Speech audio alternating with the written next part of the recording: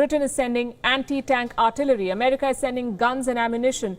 Denmark is sending fighter jets and frigates. Guess what Germany is sending? Helmets. Europe's richest country, the continent's de facto leader, is sending helmets. 5,000 of them to protect Ukrainian soldiers. From what? Falling branches?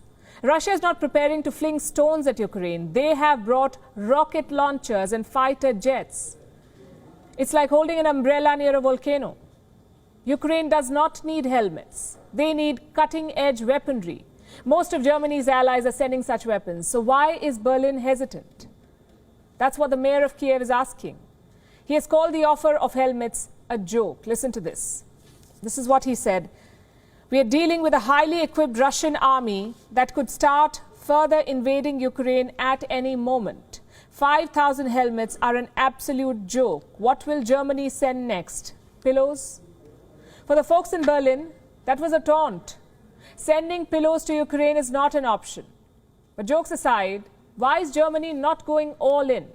Well, we can think of three reasons. Number one, the economic partnership with Russia. It's an important one for Germany. Their exports are worth $27 billion and their imports are worth $18 billion. So the trade balance is in Germany's favor. Most of this trade is energy. Russian gas. Out of Germany's total gas imports, Russia makes up 50 to 75%.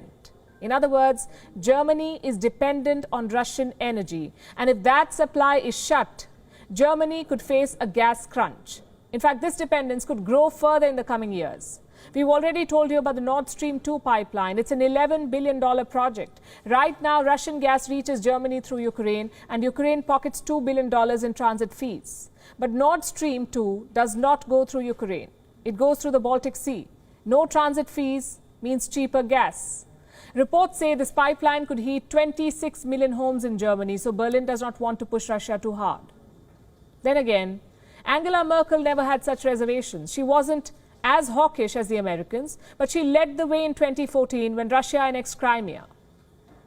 Merkel pushed the European Union to impose tough sanctions. Why is her successor getting cold feet? That's reason number two. A new and divided alliance in Berlin. Vladimir Putin has been leading Russia for 20 years. Emmanuel Macron has been the president of France since 2017. Joe Biden was vice president for 8 years, but Germany has a new and cautious chancellor. Olaf Scholz has 7 weeks of experience. That's all. 7 weeks. He leads a coalition of 3 parties, the Social Democrats, the Greens, and the Free Democrats. All 3 have a different take on Russia. The Social Democrats prefer reaching out to Russia. The Greens are critical of Moscow, but they don't approve of weapons and violence. And the Free Democrats are pro-business, so they would like cheaper Russian gas. Imagine being the chancellor of this coalition. Maybe a veteran like Merkel could have had her way. But Scholz is new in office. He doesn't have the political capital to stand up for Ukraine. Plus, he can't always blame it on history. He can rather always blame it on history. And that's reason number 3. Germany says it has spilled enough blood. What are they talking about? World War II. The Nazi war machine killed millions of people across Europe. In fact, the Russians were among the biggest victims. 27 million Soviet soldiers died fighting the Nazis. 15 million were Russians. That history continues to weigh on Germany's conscience. It says so in their foreign ministry's website. Let me tell you what it says. I'm quoting, "Remembrance of the past plays an important role in German-Russian relations. Germany is aware of its responsibility to Russia and the other post-Soviet states for the 27 million Soviet victims of the Second World War." Is this a valid argument? Maybe. Is it a perfect argument? Far from it. You see, like Russia, Ukraine is also a post-Soviet state. Plus, it was occupied by Nazi Germany for 3 years. So historic responsibility cannot be selective.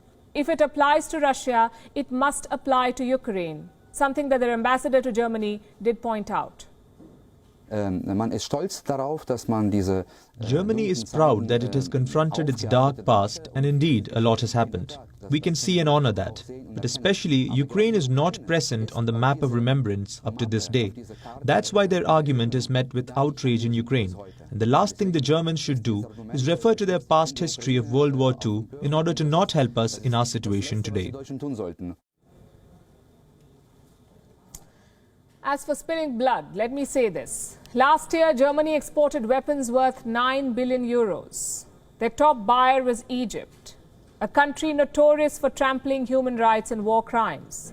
So history alone cannot be an excuse for Germany. The fact is, their policy does have a Russian tilt, not just among politicians, but also among the armed forces. Remember, we told you about the German Navy chief's hot mic moment this week in New Delhi. He said Vladimir Putin deserves respect. He said Ukraine would never get Crimea back. You can't explain this tilt in black and white.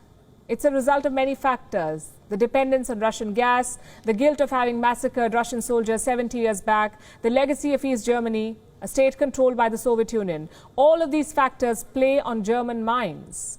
A strong leader could have broken through, maybe challenged history, or risked cutting off Russian energy imports. But Olaf Scholz is not that leader. WION is now available in your country. Download the app now and get all the news on the move.